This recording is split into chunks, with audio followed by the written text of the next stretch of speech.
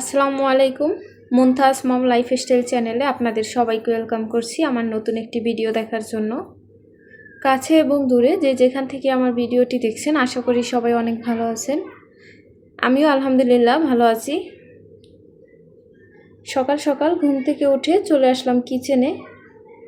প্রতিদিনের একই কাজ, ঘুম থেকে উঠেই প্রত্যেকটা মেয়েরই সর্বপ্রথম চলে আসতে হয় কিচেনে। কিচেনে এসে প্রথমে আমি আটা সিদ্ধ করে তারপরে রুটি বানিয়ে নিলাম। এরপরে এই তো রুটিগুলো আমি একে একে ভালো করে লাল লাল করে ভেজে নিতেছি। এই তো আমি এক এক করে রুটিটা ভেজে তারপরে ডিম ভেজে নিতেছি। এখানে দুইটা ডিম একসাথে করে ভেজে নিতেছিলাম।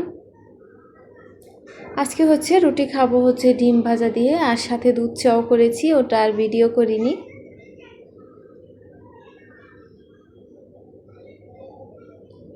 এই তো প্রতিদিন একই নাস্তা খেতে ভালো লাগে না, মনে হয় যে আর কি করা যায় এরকম মনে হয়। কিন্তু সকালে যখন ঘুম থেকে উঠি তখন আর অন্য কিছু করতে ইচ্ছা করে না, সহজেই আটা সিদ্ধ করে রুটি বানানো শুরু করে দেই। আর আলুটাও কষ্টের ভয়ে ভাজি করি না, কিন্তু আগের দিন ঠিকই প্ল্যান করে রাখি পরদিন সকালে কি করব। এরপরে এই তো রুটিগুলো ভেজে আমরা নাস্তা করে নিলাম। আমার মেয়ে ঘুমিয়েছিল। এরপরে ওর জন্য আমি নাস্তা বানাইতেছি। আমি ওকে ওটস রান্না করে খাওয়াবো। এই তো প্রথমে চুলায় দুধ দিয়েছি, গরুর দুধ। এরপরে ওটসটাকে আমি ভিজিয়ে রেখেছিলাম। এরপরে ভিজানো ওটসটা দিয়ে দিলাম গরুর দুধের ভিতরে। এরপরে ভালো করে রান্নাটা করে নেব। এরপরে এর ভিতরে দিয়ে দিব দুইটা কোয়েলের ডিম, আর দিব ঘি। সামান্য পরিমাণে ঘি দিয়ে এটা রান্না করে নেব। এটাকে এই ওটসটাকে বিভিন্ন রকমের রান্না করা যায়, যেমন এটার ভিতরে খেজুর, তারপরে বাদাম, তারপরে অন্য যে কোনো ফলও অ্যাড করা যায়। আমি এগুলো দেইনি, কারণ আমি বাসায় আমার মেয়ের জন্য সেরেলাকও বানিয়েছি। আমি এক এক দিন এক এক রকমের নাস্তা দিই আমার মেয়েকে। তো সেরেলাকের ভিতরে অনেক ধরনের ডাল ইউজ করেছি, তারপরে অনেক রকমের বাদাম, এরপরে চাল, ভুট্টা, গম, যাবতীয় যা লাগে সেরেলাকে সব কিছু দিয়েছি। এই জন্য আর ওগুলো ইউজ করিনি, শুধুমাত্র ডিম আর দুধ আর ঘি দিয়ে তারপর উপর থেকে একটা কলা দিয়ে দিয়েছি নাস্তাটাকে একটু হেলদি করার জন্য। এই তো যেদিন আমি এক এক দিন এক এক ধরনের নাস্তা দিই। আর এই তো দুপুরে আমি রান্নার প্রিপারেশন নিয়ে নিলাম। এই তো সব কিছু কেটে কুটে রেখে দিয়েছি। আমি আমার মেয়ের জন্য খিচুড়ি রান্না করব। দেখতে পেলেন চাল ডাল ধুয়ে রেখেছি আর কিছু সবজি কুচি করে রেখেছি। তো আমি আমার মেয়ের জন্য একটু খিচুড়ি রান্না করব। আমার মেয়েকে যেদিন সেরেলাকটা খাওয়াই, যেমন সেরেলাকে অনেক ধরনের ডাল, তারপরে অনেক ধরনের বাদাম, গম, ভুট্টা ইত্যাদি অনেক কিছু থাকে। চালও 2-3 রকমের থাকে, যেমন পলার চাল, ভাতের চাল, তারপরে লাল চাল, যে যা ব্যবহার করে আর কি। তো ওই দিন আর আমার মেয়েকে খিচুড়িটা আমি খাওয়াই না, কারণ সকালের নাস্তাটাই একদম হেলদি হয়ে যায়। এরপরে দুপুরে ভাত খাওয়াই মাছ দিয়ে, বা যে যা রান্না করি আমরা খাওয়ার জন্য তাই দিয়ে আমার মেয়েকে আমি দুপুরে ভাত খাওয়াই, রাতও তাই খাওয়াই। শুধু সন্ধ্যার সময় একটু এক্সট্রা নাস্তা দিই, এই পর্যন্তই।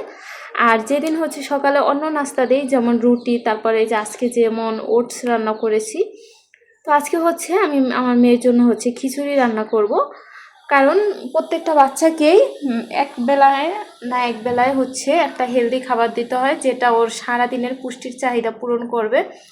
সারাদিন যদি তারপরে বাচ্চা একদম কমও খেয়ে থাকে তাহলেও কোনো সমস্যা হবে না। শুধু পুষ্টিকর একটা খাবার থেকে ও যদি অল্প পরিমাণেও খায়, তাও ওর সারাদিনের ক্লান্তি দূর হয়ে যাবে এবং ও অনেক শক্তি পাবে। আমি এটা ভেবেই সবসময় আমার বাচ্চাকে খাবার দিই। আমি যদি সকালে অনেক হেলদি একটা খাবার দিই, তাহলে দুপুরে হেলদি খাবার না দিলেও আমার সমস্যা হয় না। আর যদি সকালে না দিই, তাহলে দুপুরে একটা হেলদি খাবার দিই। এভাবে করে চিন্তা করে সবসময় ওর জন্য আমি রান্না করি। তা আমি এক পাশে কাঁকরোলটা ভাজি করতেছিলাম, আর এক পাশে আমার মেয়ের খিচুড়িটা বসিয়ে দিতেছিলাম। তো ওর খিচুড়ির ভিতরে একটু মশলা দিয়ে তারপরে পেঁয়াজ, তারপরে হচ্ছে আদা রসুন দিয়ে, তারপরে হচ্ছে একটু হলুদের গুঁড়ো, জিরার গুঁড়ো, ধনিয়ার গুঁড়ো দিয়ে কষিয়ে একটা কাঁচামরিচ মাঝখান থেকে ভেঙে তারপরে দিয়ে দিলাম। কারণ বাচ্চারা একটু ঝাল খাওয়ার অভ্যাস করতে হয় বাচ্চাদের, তা না হলে কিন্তু ওরা বড় হলে আর ঝাল খেতে চায় না। এই জন্য আমি একটা কাঁচামরিচ দিয়ে দিলাম, আর হচ্ছে 2 টুকরো মুরগির মাংস দিয়ে দিলাম।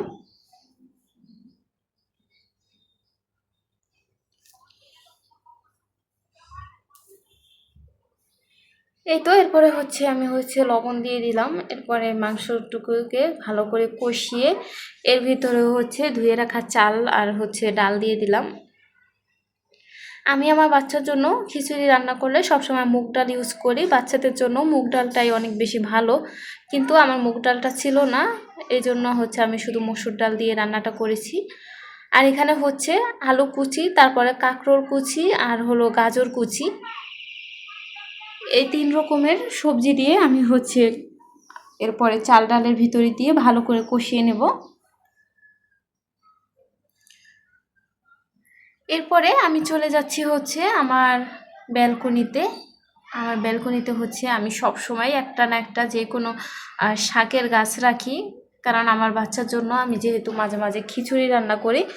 ও যখন 6 মাস বয়স ছিল আমি তখন থেকেই এই কাজটা করি। ও যে যখন থেকে বাড়তি খাবার শুরু করেছে তখন থেকেই আমি হচ্ছে হয়তো কুমড়া গাছ না হয় মানে পুঁই গাছটা আমার সবসময় থাকবেই বারান্দায়, কখনো যদি মারা যেত তাও অন্য একটা গাছ থাকবে, কুমড়ো গাছ অথবা যে কোনো একটা শাক গাছ আমি রাখার চেষ্টা করি। কারণ সব সময় কিন্তু বাসায় শাক থাকে না, আর বাচ্চাদের জন্য খিচুড়ি কিন্তু খুবই একটা হেলদি খাবার। এই জন্য আমি সবসময় চেষ্টা করি আমার বারান্দায় যে কোনো একটা শাক লাগিয়ে রাখার জন্য। তো আমি হচ্ছে আমার পুঁই শাক গাছ থেকে কিছু পাতা ছিঁড়ে নিয়ে আসলাম। এটাকে হচ্ছে ভালো করে কুচি কুচি করে নেব। কুচি কুচি করে তারপরে হচ্ছে আমি খিচুড়ির ভিতরে দিব। আমার বাচ্চার যখন থেকে 6 মাস বয়সের পর থেকে আমি কিন্তু খিচুড়ি রান্না করে খাওয়াই বিভিন্ন রকমের। যেমন যখন আমার বাচ্চা ছোট ছিল তখন কিন্তু সব ধরনের সবজি দিতাম, এক টুকরো মাছ দিতাম, তারপরে সবগুলো একবারে ঘুটনি দিয়ে ঘুটে একদম পাতলা করে ফেলতাম, এরপরে এটাকে হচ্ছে চামচ দিয়ে খাওয়াতাম। তো বুকের দুধের পাশাপাশি ওই খাবারটা মাঝে মাঝে একটু খাওয়াতাম। আবার দেখা যেত আমি যদি সুজি রান্না করতাম ওই দিন হচ্ছে সুজির ভিতরেও আমি হচ্ছে কোয়েলের ডিম অথবা মুরগির ডিম, তারপরে হচ্ছে যা যা ওর সহ্য হবে, একটা খেজুর, তারপরে আপেল সিদ্ধ করে ওটাকে পেস্ট করে দিতাম। আমি আমার বাচ্চাকে সব সময় এরকম করে খাওয়াই।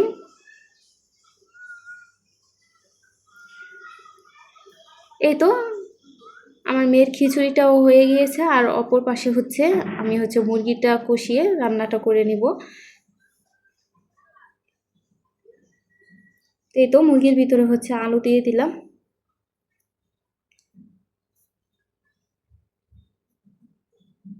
এই তো আমার মেয়ের হচ্ছে খিচুড়িটা একদম হয়ে গেছে, দেখতে পাচ্ছেন অনেক সুন্দর হয়েছে। আমার মেয়ে কিন্তু খিচুড়িটা মজা করে খায়। আমি হচ্ছে পোলার চাল দিয়ে রান্না করেছি, এতে করে সুন্দর একটা স্মেলও আসে, এতে করে ও মজা করে খায়। এই তো আমি হচ্ছে আজকে আমার বাচ্চার সব কিছু শেয়ার করলাম আপনাদের সাথে, তেমন কিছু আজকে আর শেয়ার করিনি। প্রত্যেকটা বাচ্চাকেই হেলদি খাবার খাওয়ানো উচিত, আর বিশেষ করে শাক সবজি এগুলো দিয়ে খিচুড়িটা অবশ্যই খাওয়ানো উচিত, কারণ এতে করে বাচ্চার রোগ প্রতিরোধ ক্ষমতা অনেক ভালো থাকে। কারণ আমার বাচ্চা আল্লাহ যাকে যেরকম রোগ দেয় ওটা আল্লাহর ইচ্ছা, তবে আমাদেরও চেষ্টা করতে হবে। আমার বাচ্চাকে কিন্তু আমি ছোটোবেলা থেকে খুবই ডক্টরের কাছে খুবই কম নিয়েছি। আমি মাত্র এই 3 বছর বয়সে ওকে মাত্র 2 বার ডক্টরের কাছে নিয়েছি, তাও মাত্র এই কিছুদিন আগে।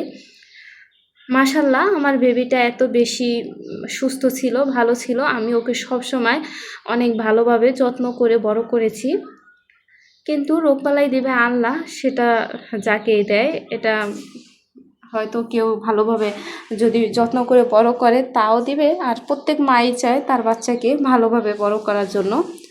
কিন্তু এটা একটু স্বাস্থ্যকর খাবার যে কোনো কিছু রোগ প্রতিরোধ ক্ষমতা বাড়ায়, এটা সবাই আমরা জানি।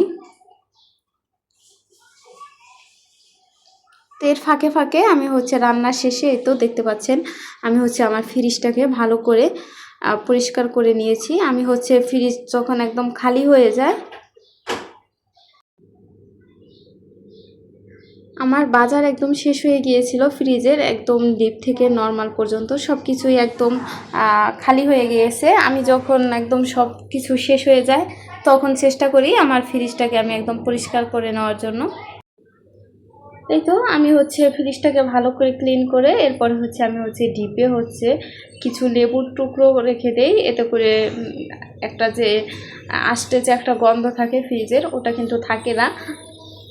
ফ্রিজ খুললে আর ওই গন্ধটা পাওয়া যায় না এই লেবুটা দেওয়ার কারণে। এরপরেই তো আমি হচ্ছে নর্মালে কিছু ডিম রেখে দিলাম, এক এক করে নর্মালে যা আছে আর কি তাই দিয়ে নর্মালটাকে আবার ভালো করে সাজিয়ে নিতেছি। তো আমার হচ্ছে সব কিছুই একদম ফ্রিজটা পুরোই ফাঁকা। আমার ফ্রিজটা কিন্তু খুবই ছোট্ট একটা ফ্রিজ। আমি হচ্ছে সংসার জীবনের শুরুতে এই ফ্রিজটা কিনেছি, যখন আমি আর আমার হাজব্যান্ড একা ছিলাম তখন ভেবেছিলাম যে ছোট একটা ফ্রিজ হলেই হয়ে যায়, কিন্তু এখন দেখতেছি এই ফ্রিজটা হচ্ছে না। এই তো দিন দিন মানুষের প্রয়োজন বাড়তে থাকে, এটাই স্বাভাবিক। তো এই তো আমার নর্মালি তেমন কিছুই ছিল না, একটু সবজি ছিল টুকটাক অল্প একটু তাও, আর হচ্ছে এই তো একটু গাঠি ছিল আর মনে হয় একটু আটা ছিল, এই ছিল। তো একদম ফ্রিজটা যখন খালি হয়ে যায় আমি তখন এই চেষ্টা করি ফ্রিজটার সাথে সাথে পরিষ্কার করে ফেলার জন্য, কারণ আমার হাজব্যান্ড হচ্ছে আবার বাজার নিয়ে আসলে আবার ফ্রিজটা যখন ভরে যাবে তখন আর ইচ্ছা করবে না পরিষ্কার করার জন্য। তো এই তো, আর এটা হচ্ছে আমার মেয়ের কোয়েলের ডিম, এটা একটা বক্সে রেখে দেই। এবছর আমি হচ্ছে আচার বানাইনি, তাহলে আমার ফ্রিজে অনেক বেশি আচার থাকতো। সবসময় আমার ফ্রিজে অনেক রকমের আচার থাকে, যেমন কিছুদিন আগেও চালতার আচার ছিল, তারপরে আমের আচার ছিল আরও। আমার ভাই সব খেয়ে ফেলছে, ও যখন আসছিল তখন ও আচার খুব পছন্দ করে, ও টিভি দেখতো আর বসে বসে খেত। আর আমি এবছর তো আমের আচার দেইনি, তো এই জন্য তেমন কোনো আচারও নেই, ফ্রিজটা একদম ফাঁকা ফাঁকা। তো এই তো আমি হচ্ছে ফ্রিজটাকে ভালো করে মুছে তারপরে এই তো একটু আমার বারান্দা থেকে এই টপটা এনে রেখে দিলাম, ভালোই লাগতেছিল। এই তো আজকে ছোটোখাটো একটা ব্লগ শেয়ার করলাম, আর হচ্ছে সন্ধ্যাবেলা একটু পেঁপে খেতেছিলাম। আজকের ভিডিওটা এই পর্যন্তই, আল্লাহ হাফেজ।